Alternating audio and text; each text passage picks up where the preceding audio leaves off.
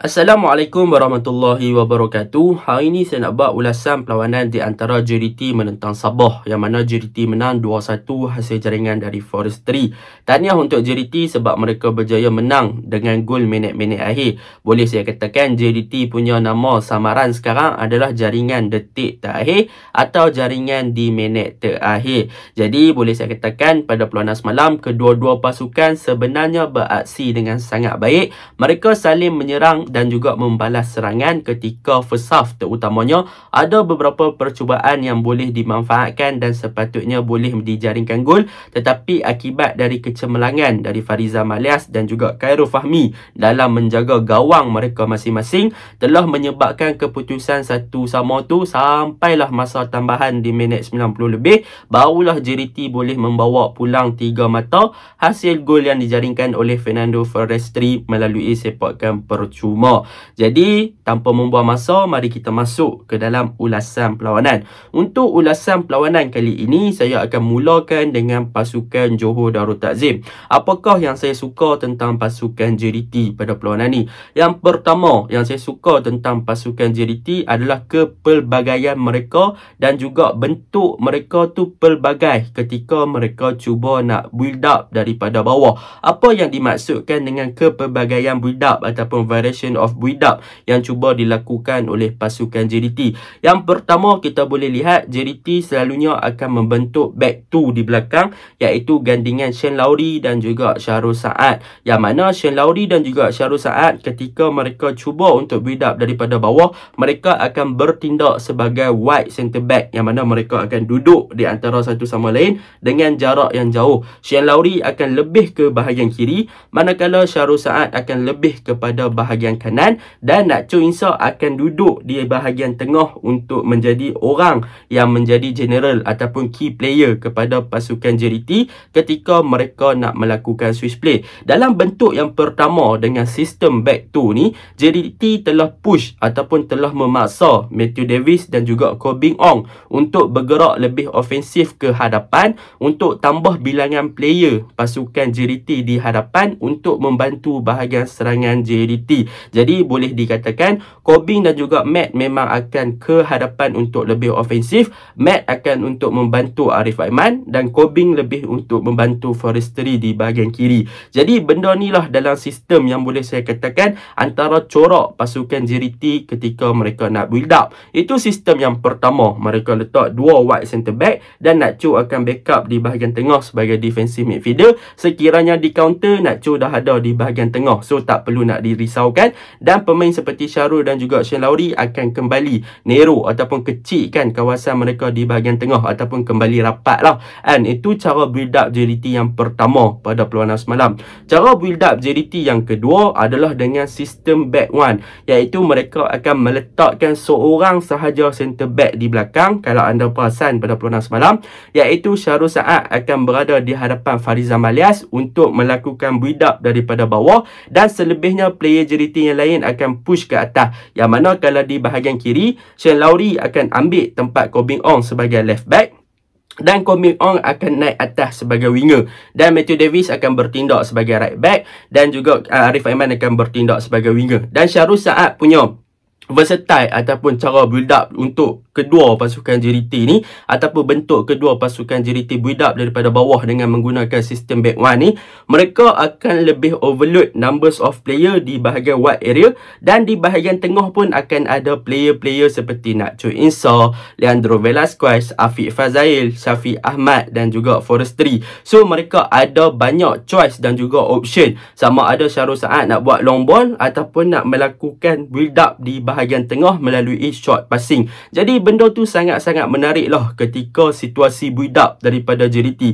Mereka adalah bentuk back two ada, bentuk back one pun mereka ada. Dan yang ketiga, apa yang saya nampak dalam sistem pasukan JDT ni juga ketika mereka nak build up, bukan hanya kepada back 3, bukan hanya kepada back 2 ataupun back 1, tetapi ketika mereka nak build up, mereka juga akan melibatkan corak permainan dan juga pelibatan dari daripada goalkeeper iaitu Farizal Malias. Yang mana pada perlawanan ni kita boleh lihat sekiranya Shane Lowry dan juga Syarul Saad tidak bermain dengan terlalu wide, ini adalah situasi yang ketiga ketika build up yang mana Shane Lowry dan juga Syarul Saad akan lebih compact di bahagian tengah untuk berada berdekatan antara satu sama lain tetapi tidaklah terlalu dekat. And Shane Lowry akan stay di kiri dan juga Syarul Saad akan stay di kanan tetapi sedikit ke tengah, dan mereka akan push Farizal untuk naik bagi membentuk triangle di bahagian pertahanan. So macam ni lah kiranya Farizal yang akan jadi player yang tambahan di bahagian pertahanan untuk backup kepada Shane Lowry dan juga Syarul Saad ketika JDT cuba nak build up. Ini adalah situasi yang ketiga yang berlaku di second half. Apakah peranan Farizal dalam perkara tersebut ketika JDT nak build up?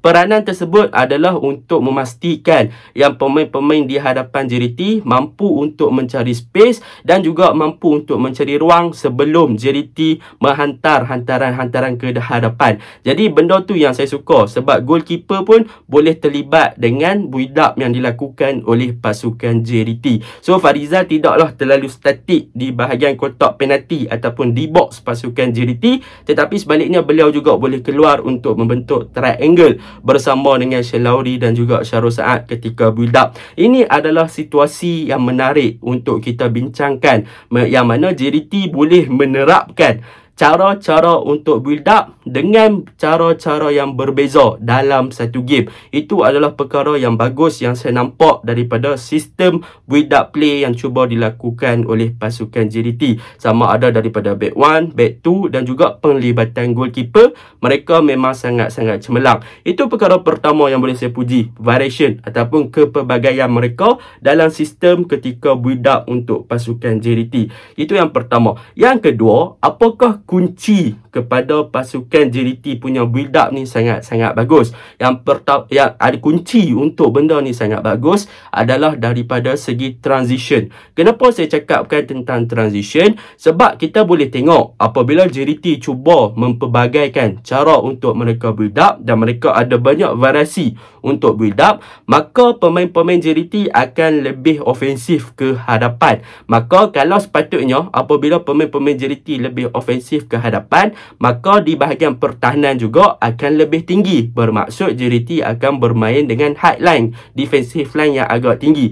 Jadi apabila bermain dengan defensive line yang agak tinggi, bermaksud JDT ada banyak kebarangkalian untuk di counter attack oleh pasukan Sabah. Tetapi perkara tersebut tidak menjadi apabila pasukan Sabah ada beberapa kali cuba untuk counter attack, tetapi pasukan JDT dengan mudahnya berjaya untuk patahkan serangan-serangan ataupun counter attack tersebut. Sebab apa? Sebabnya macam saya cakap, transition. Kita boleh tengok transisi JDT daripada menyerang ke bertahan, yang mana ketika mereka menyerang tiba-tiba hilang bola, transisi pemain-pemain JDT iaitu Koh Beng Ong, Matt Davis, mereka akan cepat balik untuk cover mereka punya sistem di bahagian pertahanan untuk membentuk back 4, dan Choi In-sah, Afiq Fazai juga akan turun dengan cepat untuk memberi backup kepada pemain-pemain di bahagian pertahanan. Syarul Saad dan juga Shane Lowry agak tenang untuk membaca pergerakan pemain lawan sebelum menunggu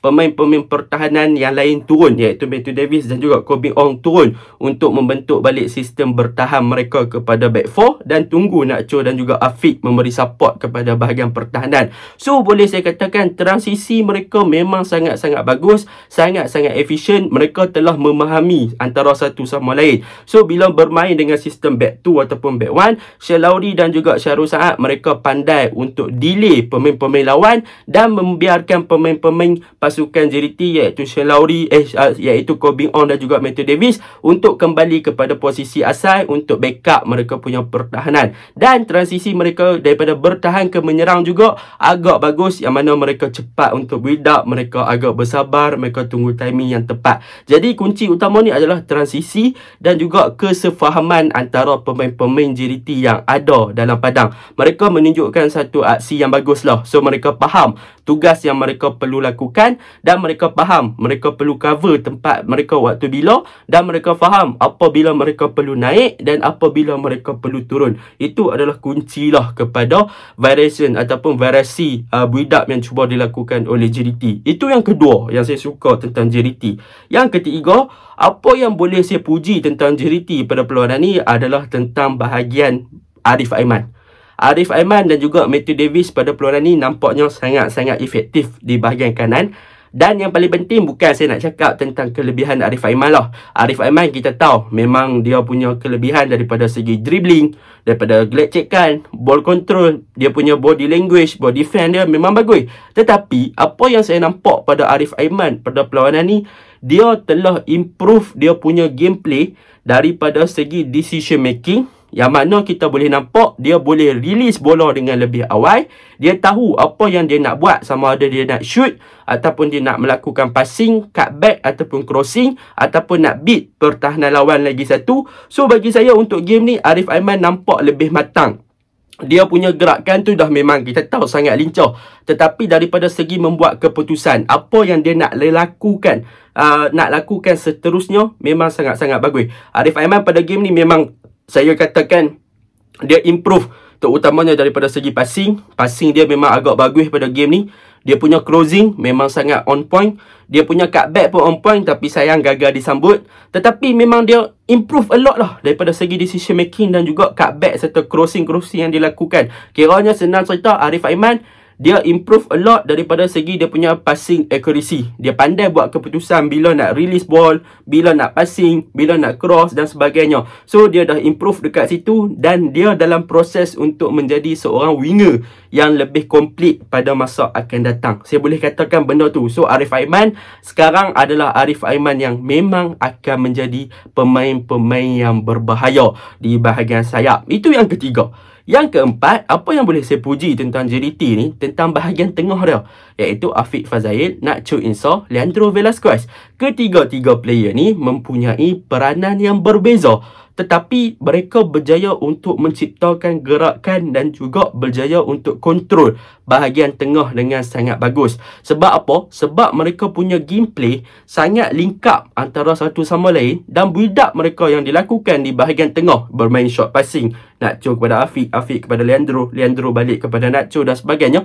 Mereka sentiasa mengekalkan shape dan juga boleh dikatakan gerakan mereka tu ada bentuk di antara mereka yang membolehkan mereka saling connect antara satu sama lain. Kiranya link up play yang mereka lakukan, short passing, long pass dan sebagainya, mereka memang dah mula serasi. Dan pergerakan mereka tu rotation player yang dilakukan. Kalau Nacho ke hadapan, Afiq akan cover tempat Nacho, Leandro akan ke tempat Afiq dan sebagainya. Mereka tahu that timing. Mereka punya movement memang on point bagi saya untuk bahagian tengah pasukan JDT, dan benda itulah yang menyebabkan JDT boleh control the game. Sebab apa? Sebab mereka jadi boss di bahagian tengah, maka mereka boleh control di bahagian tengah dengan sangat baik lah, terutamanya selepas Gary Steven Robert dikeluarkan. Jadi itu yang boleh saya puji untuk JDT. Dan yang terakhir tentang Forestry. Forestry game ni memang sangat bagus. Dia menjaringkan gol pertama. Kalau kita lihat gol pertama, bukan hanya daripada kebijaksanaan Arif Aiman yang berjaya beat Tommy Mawat, juga kebijaksanaan Syafiq Ahmad yang attract pertahanan untuk follow dia. Dan bila Tommy Mawat dikalahkan, Jackson terpaksa cover tempat Tommy, Dominic terpaksa cover tempat Syafiq, dan Forestry akhirnya kosong. Gol. Dan gol free kick daripada Forestry memang intelligent. Dia target kepada belah hujung gawang, dan juga memang walaupun bola tu pelan, ada orang yang kata mistake pada Khairul Fahmi, tetapi apa yang saya nampak adalah di bahagian wall pun agak ada mistake. Mereka punya wall tidak terlalu compact, tidak terlalu rapat. Sadil punya ruang, ada ruang yang boleh untuk Forestry letakkan bola di dalam gawang. So benda tu juga agak efek kepada Khairul Fahmi. Memang boleh dikatakan salah Khairul Fahmi dalam masa yang sama, dan juga salah daripada wall tu sendiri juga, sebab dah memang pecah daripada awal dan ada ruang untuk Forestry melakukan placing dan sebagainya. So benda tu boleh diperbaikilah untuk pasukan Sabah, dan itu perkara yang boleh saya puji untuk pasukan JDT pada perlawanan ni. Dan untuk apa yang kurang pasukan JDT pada perlawanan ni, mungkin di awal perlawanan untuk gol Pak Tesu tu boleh saya katakan JDT agak lambat untuk settle down. Mereka agak lambat untuk settle down. Lepas kena 1-0 tu, barulah corak permainan mereka nampak improve dari semasa ke semasa. Mereka mula untuk control game balik. So boleh saya katakan untuk game ni memang nampaklah JDT agak juga struggle sebenarnya untuk bertahan, sebab dengan sistem Sabah yang agak dinamik dan juga ada defensive midfielder yang bagus seperti Pak Tesu dan juga Gary Steven Robert yang mampu buat kerja kotor di bahagian tengah. So benda tu agak lambat untuk JDT settle down, terutamanya dalam 20 minit ke 25 minit yang pertama lah. Tetapi selepas itu JDT mula untuk settle down. Jadi secara keseluruhannya JDT menang semalam memang on point, goal minute lah. Dan mereka menunjukkan aksi yang bagus, kepelbagaian daripada segi build-up juga membantu mereka punya serangan, dan juga chemistry antara mereka pun on point, dan juga boleh dikatakan transisi mereka yang paling bagus lah dalam bola sepak Malaysia. Itu untuk pasukan JDT. Kita masuk kepada pasukan Sabah. Apakah yang saya suka tentang pasukan Sabah? Untuk pasukan Sabah, apa yang saya suka yang pertama di bahagian tengah mereka, iaitu gandingan Pak Tesu dan juga Gary Steven Robert. Yang mana boleh saya katakan Gary dan juga Pak Tesu adalah duo defensive midfielder yang bagus untuk pasukan Sabah dalam memastikan bahagian tengah pasukan JDT tidak mampu untuk bergerak dengan bebas dan tak mampu untuk memecahkan blok pertahanan pasukan Sabah. Yang mana kita boleh tengok Gary dan juga Pak Tesu daripada segi buat kerja kotak, daripada segi man marking, mereka berjaya untuk buat benda tu, tak bagi ruang kepada Leandro untuk melakukan percubaan dari luar kotak penalti dan sebagainya. Mereka berjaya untuk pressing awal, mereka berjaya buat kerja dengan bagus, dan benda tu memang sangat-sangat bagus lah di dimensi bahagian tengah pasukan Sabah sewaktu ada Gary dan juga Pak Tesu yang mampu buat kerja-kerja kotak macam tu. So bagus mereka berjaya untuk meneutralkan bahagian tengah pasukan JDT. Tetapi masalahnya adalah JDT pula apabila bahagian tengah mereka telah dikawal, di-pressure, dijaga dengan baik oleh Gary dan sebagainya, mereka pandai untuk bermain di bahagian wide area. Mereka attack melalui Arif Aiman, melalui Forestry, melalui Eko Bing Ong. Maka mereka tak fokus kepada bahagian tengah sangat. Jadi benda tu pun kiranya taktikal lawan taktikal. Siapa yang lagi pandai untuk counter taktikal, so pasukan dan juga pemain itulah yang akan berjaya lagi on form pada perlawanan tersebut. Jadi itu perkara pertama yang saya suka tentang Sabah, Gary dan juga Pak Tesu. Yang kedua yang saya suka tentang Sabah ni adalah pertahanan dia. Jackson De Souza, Dominic Tan, Riza Ghazali menunjukkan kesefahaman yang bagus di bahagian pertahanan, dan juga kemasukan Rawisin Batuil telah memberi impak yang sangat positif kepada bahagian pertahanan pasukan Sabah dalam man-to-man marking untuk menjaga Arif Aiman. Kiranya kemasukan Rawisin Batuil itu telah mengubahlah bahagian pertahanan pasukan Sabah, terutamanya di bahagian kiri. Dari segi penjagaan dia, marking dia ke atas Arif Aiman nampaknya memberi impak yang positif. Dan untuk bahagian tengah dan juga bahagian kanan yang diketuai oleh Riza, Jackson De Souza dan juga Dominic Tan, mereka juga bertindak dengan sangat cemerlang, bermain dengan low block. Mereka tak bagi ruang sangat kepada pemain-pemain JDT untuk melakukan percubaan ataupun penetrate masuk ke dalam D-box pasukan Sabah. Mereka berjaya man marking dengan sangat bagus. Memang sangat-sangat cemerlang untuk pertahanan pasukan Sabah. Kalau kita lihat gol yang kedua tu memang tak boleh nak salahkan siapa lah kan. Memang bukan salah defend pun, sebab gol kedua tu buat foul, dapat free kick, gol free kick. Gol pertama tu mungkin salah defend sebab Tommy Mawat hilang marking, macam saya explain di awal video tadi. Tetapi untuk barisan pertahanan still lagi boleh dipuji untuk pasukan Sabah. Okey, kita masuk ke dalam konsep dan juga apa sebenarnya kelemahan dan juga perkara yang boleh diperbaiki oleh pasukan Sabah pada perlawanan ni. Untuk yang pertama, pasukan Sabah pada perlawanan ni saya lihat mereka lebih kepada corak untuk bertahan, sit deep and melakukan counter attack, sama ada melalui Sadir Ramdhani ataupun Taiki Kagayama. Tetapi yang menjadi punca kepada permasalahan strategi untuk melakukan counter attack pada perlawanan ni adalah daripada segi di bahagian target man.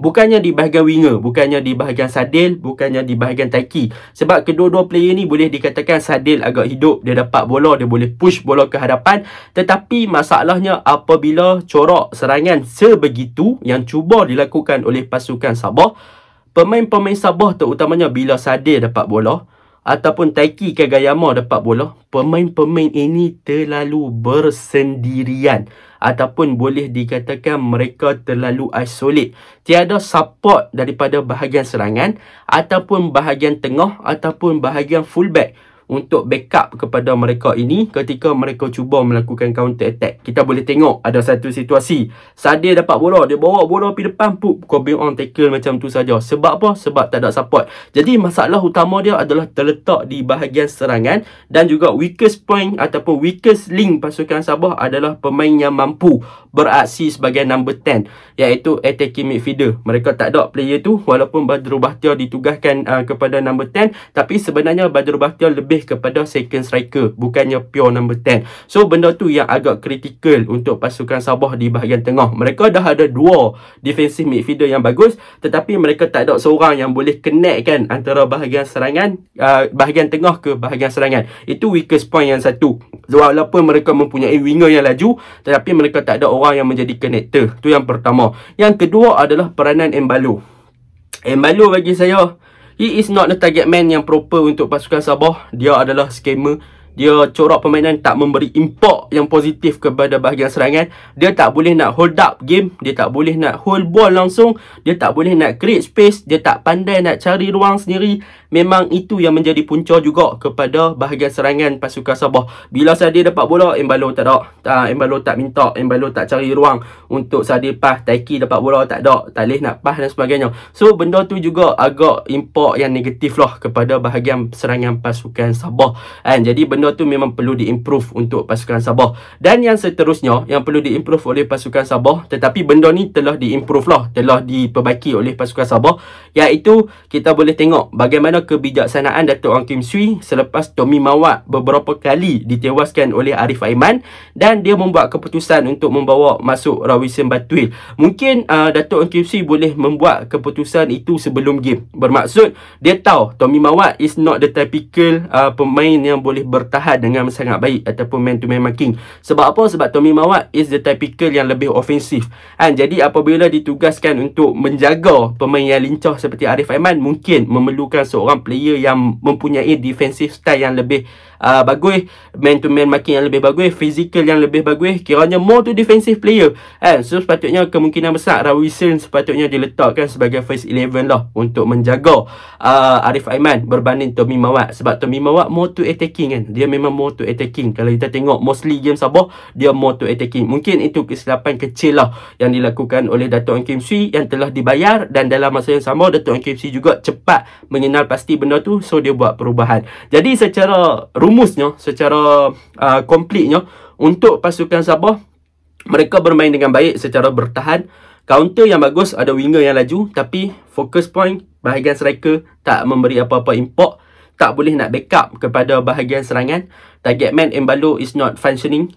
So benda tu memang memberi impact yang negatif kepada pasukan Sabah. Jadi improve lah untuk pasukan Sabah, sebab mereka punya gameplay dah bagus, mereka punya midfield dah bagus, pertahanan dah bagus, tapi striker tak bagus. So benda tu perlu diimprove oleh pasukan Sabah. Jadi itu saja ulasan saya. Assalamualaikum warahmatullahi wabarakatuh.